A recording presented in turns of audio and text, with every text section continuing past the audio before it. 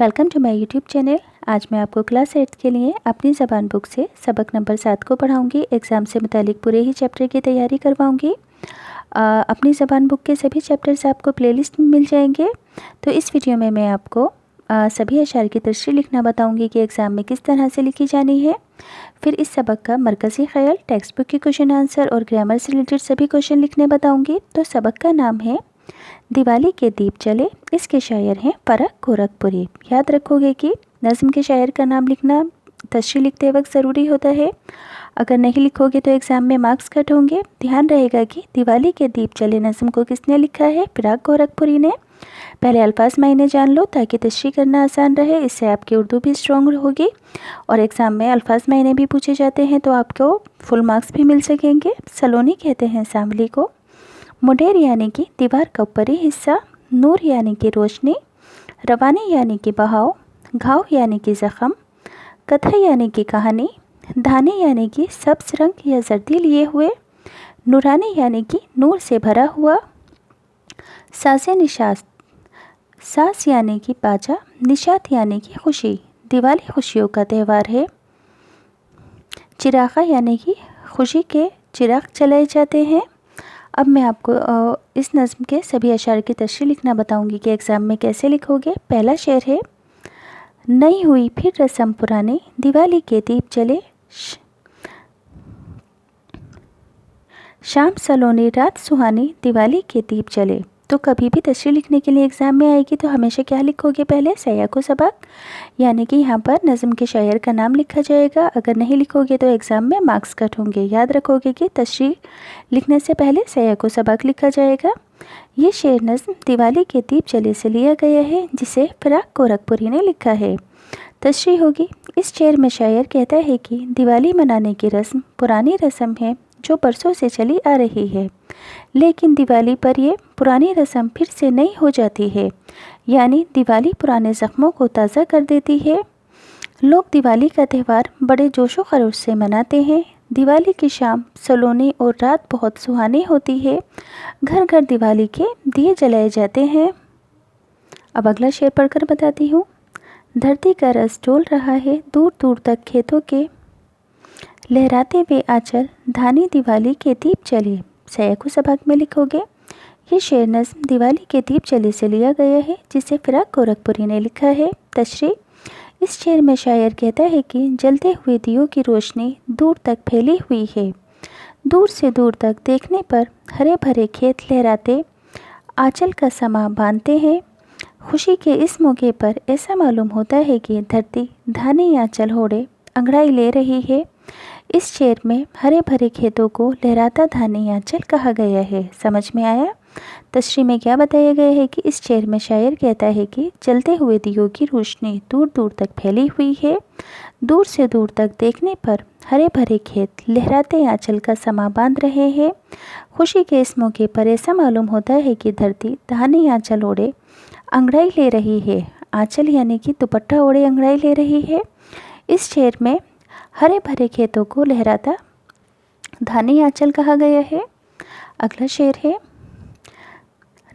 नरम लो ने ज़बानें खोली फिर दुनिया से कहने को, बेवतनों की राम कहानी दिवाली के दीप जले। सया को सबक वैसा ही रहेगा, लिखना ज़रूरी है। तशरीह, इस शेर में शायर कहता है कि जलते हुए दियों की लो के पीछे एक गम की कहानी पोशीदा है, छुपी है। ऐसा मालूम होता है कि जलते हुए दिए की लोएं अपनी ज़बानें खोलकर दुनिया से राम कहानी या राम की दुख भरी दास्तान बयान करना चाहती हैं। दिवाली के इस चिरागे के पीछे रामचंद्र जी की कुर्बानियाँ और उनकी दुख भरी दास्तान छिपी हुई है। अगला शेर है, आज मिडेरियों से घर घर की नूर के चश्मे फूट पड़े, पिघले शोलों की ये रवानी दिवाली के दीप जले। तो सया को सबक तो एज इट इज़ होगा, लिखना नहीं भूलना है। तशरीह में लिखोगे। इस शेर में शायर कहता है कि दिवाली के दिए रोशन होने की वजह से आज हर घर की मुंडेरों से नूर बरस रहा है। दिवाली के दिए इस रवानी से जल रहे हैं जैसे हर तरफ नूर के चश्मे फूट पड़े हों। चश्मे का मतलब पता ही होगा कि पानी का छोटा सा झरना जो ज़मीन में से उगलता है, साफ साफ पानी निकलता है। अगला शेर है, جلتے دیپک رات کے دل میں گھاؤ لگاتے جاتے ہیں، شب کا چہرہ ہے نورانی دیوالی کے دیپ جلے۔ تشریح: اس شعر میں شاعر کہتا ہے کہ ہر طرف دیوالی کے دیے روشن ہے، رات کا چہرہ بھی روشن اور چمکدار ہے۔ یہ جلتے ہوئے دیے ایک طرف تو رات کو نورانی بناتے ہیں تو دوسری طرف یہی دیے رات کے دل کو زخمی بھی کر رہے ہیں۔ خوشی کے موقع پر کچھ محرومیاں اور ناکامیاں بھی یاد آ جاتی ہیں، وہ انسان کو غم زدہ کر دیتی ہیں۔ یہ جلتے ہوئے دیے غم کی کیفیت بیان کرتے ہوئے پرانے غموں کو تازہ کر رہے ہیں۔ اگلا شعر ہے: چھیڑ کے ساز نشاط چراغا آج فراق سناتا ہے، غم کی کتھا خوشی کی زبانی دیوالی کے دیپ جلے۔ تشریح: نظم کے آخری شعر میں شاعر اپنے آپ سے مخاطب ہو کر کہتا ہے کہ اے فراق، دیوالی کے موقع پر جو خوشی کے چراغ جلائے جاتے ہیں وہ خوشی کی زبانی غم کی داستان دہراتے ہیں، یعنی دیوالی کا تہوار خوشی کے ساتھ کی کیفیت کو بھی خوشی کے ساتھ غم کی کیفیت کو بھی ظاہر کرتا ہے۔ یہاں پر غم لکھ دینا۔ اب اس سبق کا مرکزی خیال ہے۔ مرکزی خیال کا مطلب ہوتا ہے کہ ایگزام میں پوچھا جائے گا کہ اس نظم کا مرکزی خیال لکھو، یعنی کہ اس نظم میں جو بھی بات بتائی گئی ہے، جو بھی پیغام دیا گیا ہے اسے ایک دو لائن میں لکھنا ہوتا ہے۔ تو یہاں لکھو گے: اس نظم سے ہمیں یہ سبق ملتا ہے کہ خوشی کے ساتھ غموں کو بھی یاد رکھنا چاہیے، کیونکہ خوشی اور غم کا چولی دامن کا ساتھ ہے۔ اگر غم نہ ہوتا تو انسان کو خوشی کا احساس نہ ہوتا۔ ٹیکسٹ بک کے کوشچن آنسر ہے۔ سوال نمبر 1: دھانے آنچل کے لہرانے سے کیا مراد ہے؟ جواب: خوشی کے موقع پر ہرے بھرے کھیت ایسے معلوم ہو رہے ہیں جیسے دھرتی دھانے آنچل اڑے انگڑائی لے رہی ہو۔ سوال نمبر 2: چراغ کی لوئیں دنیا سے کیا کہہ رہی ہیں؟ جواب: چراغ کی لوئیں دنیا سے رام کہانی یا رام کی دکھ بھری داستان کہہ رہی ہیں۔ سوال نمبر 3: منڈیروں سے نور کے چشمے کس طرح پھوٹتے ہوئے لگ رہے ہیں؟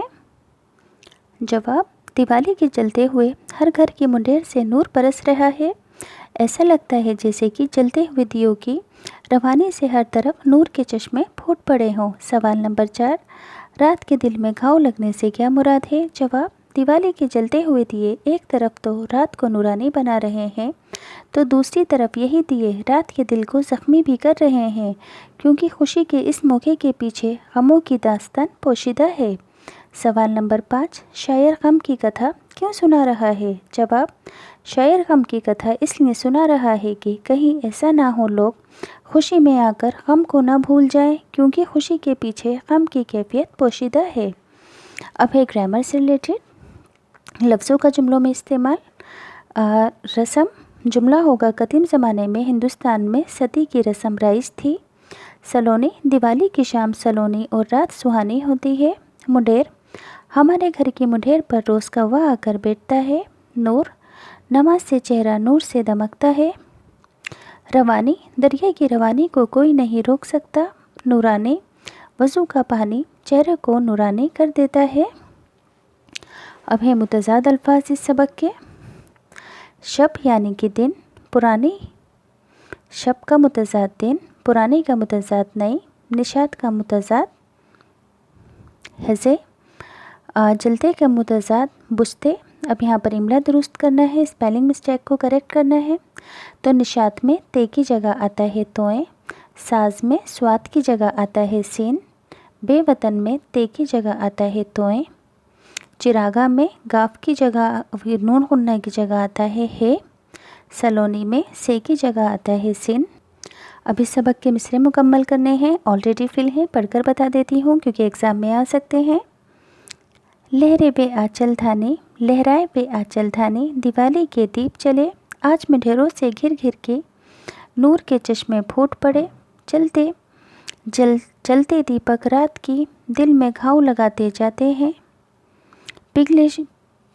پگھلے شعلوں کی یہ روانی دیوالی کے دیپ جلے، چھیڑ کے نشاط چراغا آج فراق سناتا ہے۔